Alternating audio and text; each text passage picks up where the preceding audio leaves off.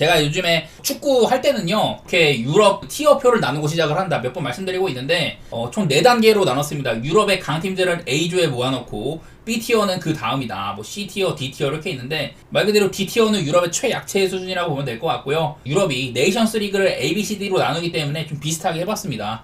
약간의 차이는 있을 수 있다는 점. 각 티어마다 이렇게, 원래는 위쪽 A, B, C는 16개 팀으로 이렇게 돼 있는데, 저는 조금 차이가 있을 수 있어요. 이건 어디까지나 제 개인적인 의견이니까 그냥 참고 정도만 해주시면 좋을 것 같습니다. 이런 것들 바탕으로 해보면 오늘 먼저 첫 경기 페루제도 대 마케도니아 보면요, 마케도니아는 제가 여기 정도에 놨습니다. C티어에서도 그래도 위쪽에 있다. 페루제도 같은 경우는 여기 있습니다.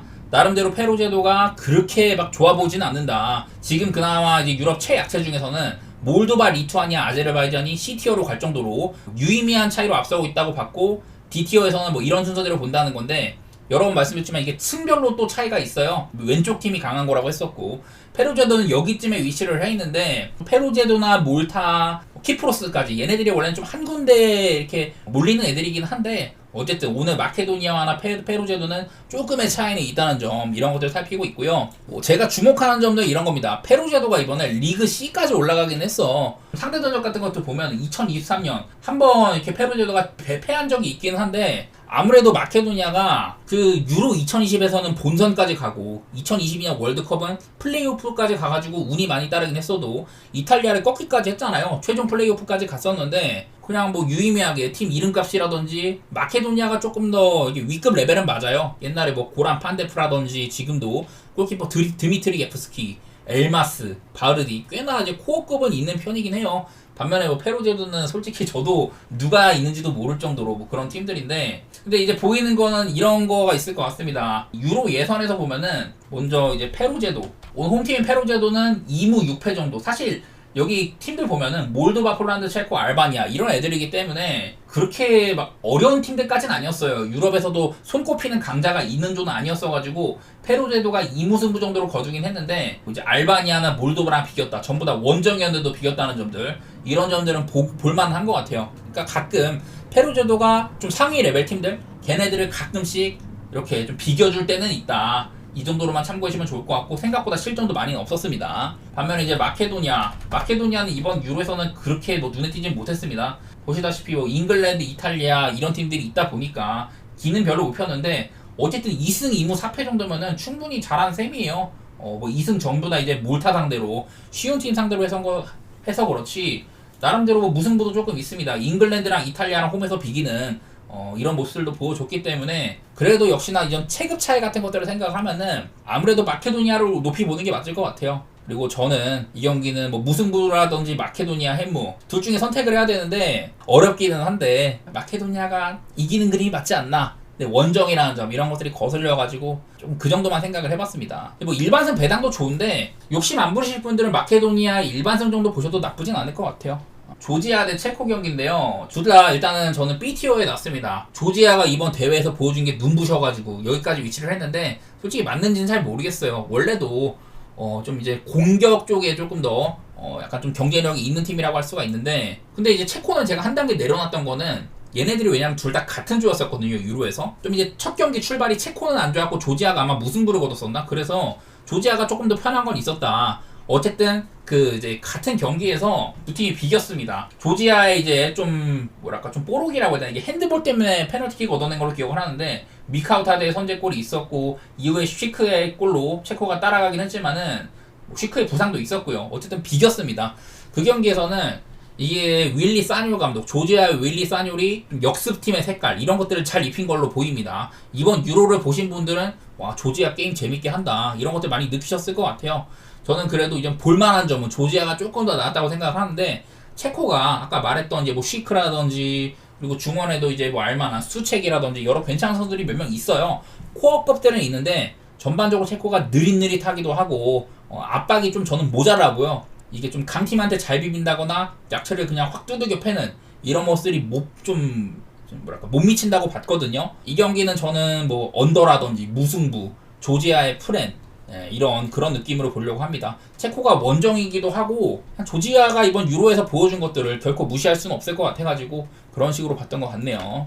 다음에 이제 아일랜드 대 잉글랜드 경기. 일단은 아일랜드는 여기 있습니다. 아래쪽에 있어요. 아래쪽에. B티어에서도 거의 뭐 최하위 쪽에 났고, 잉글랜드는 저는 뭐 스페인, 독일, 프랑스 이런 팀들과 견줄 만한 레벨에 있다. 아무래도 잉글랜드가 최근에 메이저 대회에서 성과가 너무 좋아서 그래요. 월드컵에서도 이제 4강까지도 여러 번 가고, 유로에서는 결승 2번이나 가고, 이러다 보니까 확실히 이제 가렛 사우스게이트 감독이 잉글랜드에 뭐 3백도 도입을 하고 이러면서 일단 수비가 크게 살아난 점, 그리고 세트피스에서의 강점, 이런 것들을 살릴만 한데, 아쉽게도 이번 대회는 잉글랜드가 전반적으로 골들이 많이 모자랐죠. 지들 스스로 상대를 부수는 능력들, 이런 것들이 굉장히 모자랐기 때문에 다소간에 잉글랜드가 여기 있기는 해도 그렇게까지 강팀이냐? 그거는 조금 애매하기는 합니다. 근데 오늘은 이제 상대가 아일랜드잖아요. 다들 아시다시피 같은 영연방이고, 전통적으로 아일랜드랑 이런 잉글랜드는 뭐 내전도 엄청 길게 하고 이런 역사들이 있어요. 그래서 좀 라이벌리가 있는 팀들인데, 근데 이제 아일랜드는 지난 몇 년 동안 유로 2016 이후로는 메이저 대회를 아예 못 나갔습니다. 2018 월드컵, 유로 2020, 2022년 월드컵, 이번 유로까지 메이저 대회를 꾸준하게 못 나가고 있고, 얘네들이 이제 잉글랜드 대표팀의 그 잭 그릴리시나 이제 라이스 같은 애들이 있잖아요. 데크란 라이스. 그런 애들이 원래는 전부 이 아일랜드 계통이거든요. 근데 이제 뭐 청소년 대표에서는 아일랜드에서 뛸 때도 있었지만은 성인이 되면서는 잉글랜드로 빠져나가고 이런 식으로 재능들의 유출도 꽤 많았습니다. 옛날에 이제 아일랜드 하면은 2002년 월드컵 때는 장신 공격수 니얼 퀸이라든지 로비킨 이런 애도 있었고, 뭐 쉐인 롱이라든지 좀 골잡이가 그래도 몇 명 있고 했었는데, 단단한 축구 같은 걸 좀 했었는데 최근에는 그런 모습들도 안 보여요. 골잡이가 없다는 게 큰 것 같고, 이런 빈약한 공격력들이나 이런 것들 때문에 이번 예선에서도 그냥 무난하게 밀렸습니다. 말 그대로 조가 좀 빡세긴 했어. 프랑스랑 네덜란드라는 강자가 있고, 또 이제 그리스한테 서열 정리를 당하기도 하고요. 지브롤터 같은 약체를 두드러 패긴 했지만 그게 전부였습니다. 아일랜드의 경쟁력을 높이 볼 수는 없는 시점이라고 생각이 돼요. 저는 그래가지고 뭐 잉글랜드의 승리라든지 마헨, 언더 이렇게 보고 있는데, 발목을 잡는 점이라면 잉글랜드가 이제 사우스게이트 감독이 사임을 하고 대체 이제 감독 대행으로 이루어지는 시점이기 때문에, 과연 잉글랜드가 그런 경기에서 또 원정이기도 하고 아일랜드가 분명 팬들의 성원이 엄청 날 거거든요. 그런 시점에서 잉글랜드가 무난한 승리를 가져갈 수 있겠냐? 이거는 조금 발목을 잡을만도 하다. 그런 생각은 약간은 드는 것 같긴 하네요. 몰도바 대 몰타, 둘 다 뭐 이름만 들어도 아시겠지만 하위권 레벨입니다. 제가 아까 살짝 몰도바는 여기에, 몰타는 여기에, 원래는 몰도바도 이게 D티어 쪽에 속해야 되는데 그래도 저는 경쟁력이 있다고 봅니다. 원래 여기 딱 여기까지, 그 이제 북아일랜드 이후 몰도바, 리투아니아, 아제르바이잔, 얘네들은 보통 이게 D티어에 속해 있다가 이제 기회를 틈타 위로 올라가는 애들이라고 봐야 되는데, 근데 몰도바는 읽어놓은 게 조금 괜찮았었어요. 특히나 이번 유로 예선에서 몰도바의 위치를 보면은, 유로 예선에서 아까 말했던 알바니아, 체코, 폴란드 뚜렷한 강팀이 절대적인 강자가 없는 조에서 몰도바가 무려 2승 4무나 거뒀거든요. 이게 제일 큽니다. 원래도 몰도바가 이제 루마니아 옆에서 독립한 나라고 막 이래가지고 약체 느낌이 나지만은, 그래도 몰도바랑 몰타를 보면은 몰도바는 인구 한 300만에서 250만, 여기도 아마 그 분리 독립 때문에 약간 인구가 줄은 걸로 알고 있는데, 인구 250만, 몰타는 50만, 뭐 이런 애들이에요. 근데 아까 말했다시피 몰도바는 유로 예선에서 2승 4무 2패, 특히 폴란드랑 1승 1무였었고 알바니아랑 체코랑도 비겼어요. 이 정도로 꽤나 경쟁력이 있는 것처럼 보인다. 쉽게 지지 않는 모습들, 이런 것들이 보이는 반면, 근데 이제 몰타 같은 경우는 이랬습니다. 아까 뭐 잉글랜드, 이탈리아 이런 애들 조에서 2득점 27점으로 그냥 전패였어요. 8패. 뭐 그 이후에 친선전에서는 슬로베니아, 벨로루시랑 비겼긴 했지만은 그게 이제 몰타의 뭐 유의미한 레벨을 올려준다 이렇게 보기는 어려운 것 같고, 저는 아무래도 이거 몰도바의 배당도 꽤나 괜찮기는 해요. 저는 배당 대비 몰도바가 좀 이점이 있을 만하지 않나 꼼이기도 하고, 그래서 저는 몰도바의 승리라든지 햄무, 마헨 이렇게까지 내다보는데, 그나마 발목을 잡는 거라면은 역대 맞대결에서는 몰도바가 쉽지는 않았다는 점들, 이런 것들을 생각해야 될 것 같아요. 근데 마지막 맞대결이 2016년이고 그전에는 뭐 2007년 이러다 보니까 만난 지도 오래됐고, 몰도바 쪽을 좋게 보도록 할게요. 이 경기는요. 다음 경기는 아르메니아랑 라트비아가 붙는데, 뭐 이름만 들어도 아시겠지만은 전부 다 아래쪽에 있는 팀들입니다. 아르메니아는 여기, 그리고 라트비아는 여기에 있는데, 사실 이 발트 3국의 서열 정리가 조금 애매해요. 리투아니아, 에스토니아, 라트비아, 이 발트 3국의 서열 정리가 애매한데, 그래도 그 중에 최근 이런 유로 예선이라든지 여러 군데서 경쟁력이 있는 쪽은 리투아니아였다. 뭐 어제는 키프로스한테 당하긴 했지만은, 그래도 일단 저는 리투아니아를 얘네들보다 위급으로 보고 있는데, 반면에 아르메니아는 그래도 저는 유럽의 최하위 레벨이랑 엮일 정도는 아니라고 생각을 해요. 아무래도 이제 뭐 미키타리안 같은 걸출한 선수도 배출한 바가 있었고, 전통적으로 이렇게 좀 축구 DNA 자체는 얘네들이랑 결이 조금 다르다. 그런 얘기를 할 만한 것 같습니다. 근데 이번에 얘네들이 유로 예선에서 같은 조였었거든요. 그래가지고 2023년 한번 라트비아가 홈에서 잡은 적은 있었습니다. 제가 이 경기를 그때 좀 흘러가면서 봤는데 세트피스에서 실점이었나? 그런 것도 있었고, 운이 조금 와, 아르메니아가 이렇게 당한다고 싶을 정도로 좀 애매하긴 했었어요. 라트비아가 과연 실력적으로 압도를 했냐? 그거는 아닌 것 같고, 얘네들이 이게 막 말씀드린 것처럼 같은 조에서 경쟁력이 어땠냐고 보면은 웨일즈랑 크로아티아 그 조인데, 여기 있다. 아르메니아는 2승 2무 4패, 라트비아는 1승 7패인데 이 1승이 아르메니아 상대로 거둔 승리였었고, 아르메니아가 그러니까 2승 2무 4패면은 지금 상위 레벨팀 상대로도 꽤나 했다는 거거든요. 웨일즈랑 1승 1무, 터키랑 비기고, 크로아티아한테는 전부 다 1점차 패배였습니다. 골키퍼의 선방도 기억나는 그런 경기였었는데, 그러니까 한마디로 아르메니아는 제대로 저력을 보였었고, 라트비아는 그 아르메니아전 승리 말고는 전패였었다. 그냥 그런 계산만 서는 것 같아요. 그나마 라트비아가 조금 비빈 거 정도는 할 수 있겠지만은, 그렇다고 오늘 경기 아르메니아가 홈인데 라트비아한테 잡히겠냐? 이거는 저는 조금 아니라고 보고, 아르메니아의 승사이드라든지 햄무 이런 식으로 생각을 하고 있는데, 근데 우리가 또 이제 뭐 미키타리안도 대표팀 은퇴한 지 2년이 넘었거든요. 그런데도 저런 성과를 거둔 거니까 아르메니아의 뭐 승이나 햄무 이 정도는 볼만할 것 같습니다. 다음, 그리고 독일 대 헝가리인데, 자, 독일은 이번 유로에서 뭐 홈이기도 했습니다. 그 호스트이기도 했는데, 독일은 일단 여기 정도 뒀습니다. 그 전까지는 독일이 뭐 일본한테도 잡혀, 터키한테도 잡혀, 월드컵에서 계속해서 개판이야, 유로에서도 2020에 아마 일찍 탈락을 했었죠.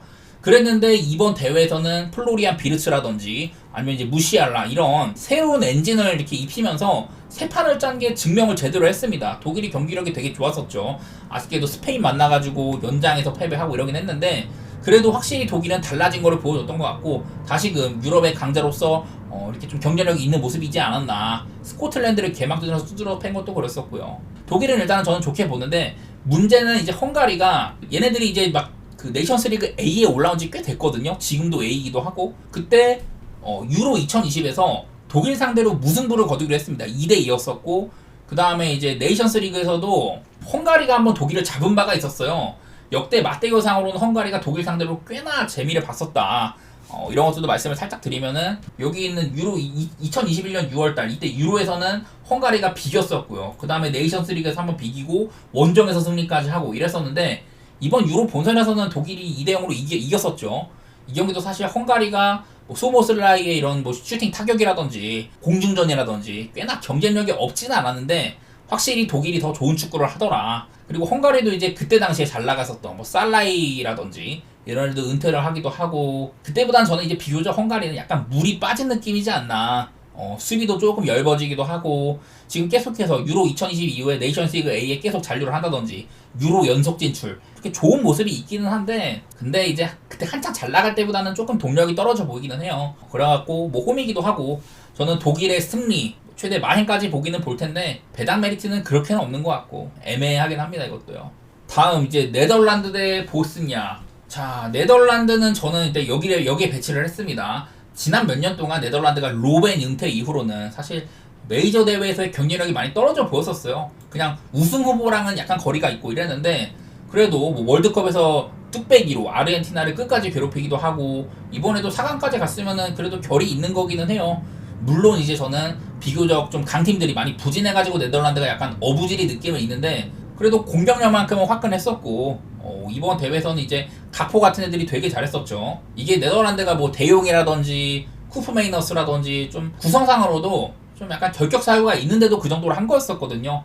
나름대로 부족한 라인업 속에서도 꽤나 잘했었다. 이런 점을 칭찬하고 싶고, 지금 보스니아가 이게 네이션스리그 A까지 올라갔거든요. 저는 솔직히 말해서 말도 안 된다고 봐요. 저는 지금 보스니아를 B티어에서도 끝자락에 놨는데, 나는 얘네가 어떻게 A까지 올라온지 모르겠어. 그냥 플레이오프 막차까지 가서 그런가? 제가 그 구조를 자세히는 모르겠는데, 어쨌든 보스니아는 지금 피아니체라든지 뭐 에딘 제코 이런 친구들의 시대가 다 저물었어요. 그래서 지금 최근에 보스니아가 A매치에서도 그냥 다지고 있습니다. 물론 뭐 최근에 잉글랜드나 이탈리아 유로 본선 진출한 팀들한테도 깨지고 유로에서 막바지에도 룩셈부르크한테 잡히고 슬로바키아, 우크라이나 좀 비슷한 체급한테도 다 잡히면서 그냥 요즘에 그냥 보스니아는 이래요. 종종 리히텐슈타인랜드 같은 거 잡는 거. 이거는 리히텐슈타인이 제가 저번에도 말씀드렸지만은 산마리노랑 더불어서 유럽에서 최약체 탑2에 속한다. 얼마 전에는 산마리노한테 20년 만에 승리도 안겨주고 이런 팀이어가지고 그러니까 잡은 거지. 보스니아는 저는 지금 당분간은 좀 암흑기가 길어질 거라고 보거든요. 이게 제코나 피아니치 이후에 딱히 뭐 이름값 있는 애들이 별로 없어. 그나마 뭐 라데 크루니치라든지 콜라시냐치 그냥 그런 애들 말고는 별로 안 보여요. 그런 시점이어가지고 저는 보스니아는 네이션스리그 A에 올라간 것 자체가 솔직히 말해서 말도 안 된다 이렇게까지 느끼고 있고, 저는 네덜란드 쪽을 좋게 보겠습니다. 배당도 네덜란드가 아주 일방적이거든요. 이거는 뭐 네덜란드의 승리는 고사하고 조금 몇 점 차로 이기느냐 이렇게 살필 정도로 저는 그 정도의 경쟁력 차이가 있다고 생각이 됩니다. 네덜란드가 홈이기도 하고 뭐 보스니아가 승리를 한다든지 무승부까지 한다든지 그런 정도의 이런 가능성은 좀 적다고 봐가지고 저는 네덜란드의 좀 일방적인 승리 이런 것들을 생각도 해보도록 할게요. 뭐 최대 뭐 마행까지도 노려보고 싶은 경기이긴 합니다. 이거는요. 자, 우크라이나 대 알바니아도 티어표 보면은 저는 여기에다가 놨습니다. 우크라이나는 3층에서 두 번째, 알바니아는 2층에서 두 번째. 둘 다 이번에 그 유로 본선에 가기는 했었어요. 사실 알바니아가 유로 예선에서 막 아까 봤던 체코나 폴란드 이런 조에서도 알바니아가 조 1위를 했거든요. 그 정도로 예선에서는 진짜 단단함이 보였었는데 반면에 우크라이나는 되게 어렵게 진출을 했습니다. 그 이제 아마 플레이오프에서도 잉글랜드, 이탈리아에 밀려갖고 조 3위였었고 이런 네이션스 리그 그런 것들 때문에 플레이오프에 진출을 했는데 사실 거기서도 되게 어렵게 올라갔어요. 아마 아이슬란드 상대로 역전승이라든지 그리고 맞나 아이슬란드인가 하여튼 뭐 보스니아한테도 역전승하고 이랬었어요. 근데 막상 대회에 올라가니까 이제 그 우크라이나의 레전드 출신 세르게이 레브로프 체제에서는 우크라이나가 조금 오박 게임이 많았었고 가진 자원들도 되게 우수하기는 해요. 그런데 뭔가 좀 잘 빚어지지가 않는다. 우크라이나가 뭐 1승을 하긴 했는데 이것도 아마 역전승으로 기억을 합니다. 뭐 1승이 있었다고는 하더라도 전반적으로 경쟁력이 있는 모습은 저는 아니었던 것 같아요. 가진 자원들은 무서워. 뭐 수다코프라든지 도우비크라든지 좋은 애들 많이 있는데 아마 제가 알기로는 도우비크가 이번에 소집이 안 된 걸로 알고 있습니다. 부상 때문에.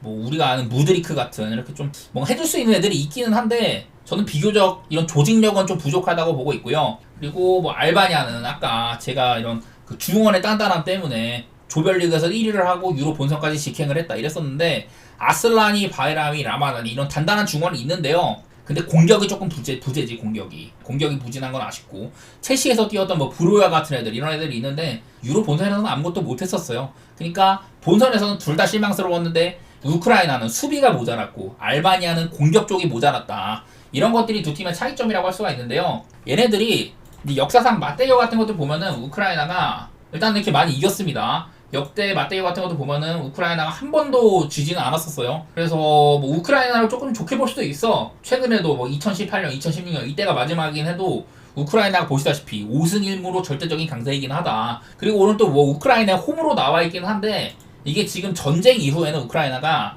여기서부터 쭈르르 이렇게 홈 경기를 전부 중립구장에서 하고 있거든요. 오늘도 체코의 프라하에서 열리는데 보시다시피 무패 행진 중이기는 해요. 뭐 이탈리아랑 비긴다든지 잉글랜드랑 비긴다든지 이런 것들도 꽤 많아요. 사실 알바니아가 유로 예선에서는 괜찮았지만 그 이후에는 좀 물 빠진 모습도 보이고 아무래도 우크라이나 쪽을 조금이라도 높이 보는 건 맞는 것 같아.